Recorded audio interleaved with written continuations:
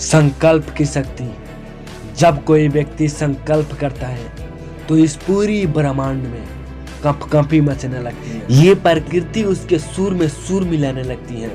किसी ने बिल्कुल सही कहा है, अगर तुम किसी चीज को शिद्दत से चाहोगे तो ये पूरी कायनात उसे तुमसे मिलाने के लिए लग जाएगी।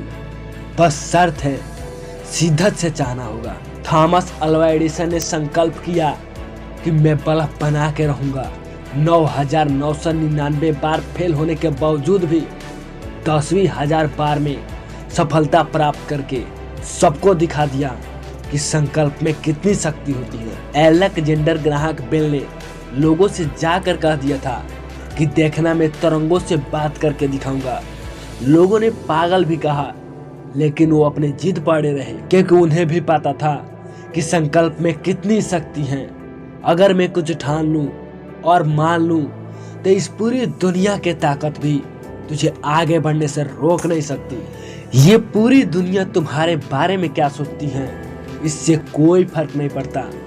फर्क इस बात से पड़ता है कि तुम खुद स्वयं अपने बारे में क्या सोचते हो। इंसान पागल हो जाता है जब उसके अंदर एक संकल्प उठती है, जब उसके अंदर एक आग लगती है जिसे सपनों की आग कहते हैं। सचिन तेंदुलकर ने संकल्प किया और ऐसा संकल्प किया कि ये पूरी दुनिया देखती रह गई और क्रिकेट का भगवान बन गया।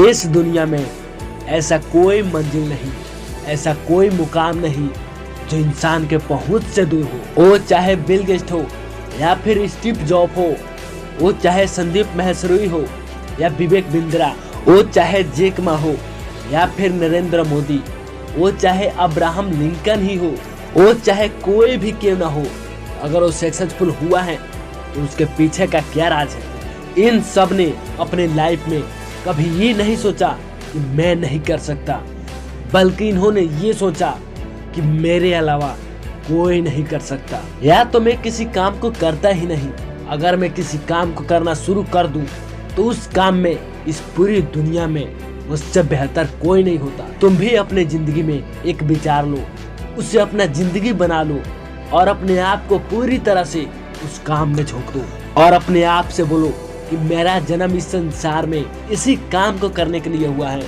और मैं ये काम करके रहूंगा। तुम्हारा यही विश्वास तुम्हें एक दिन बुलंदियों की ऊंचाई पर पहुंचाएगा।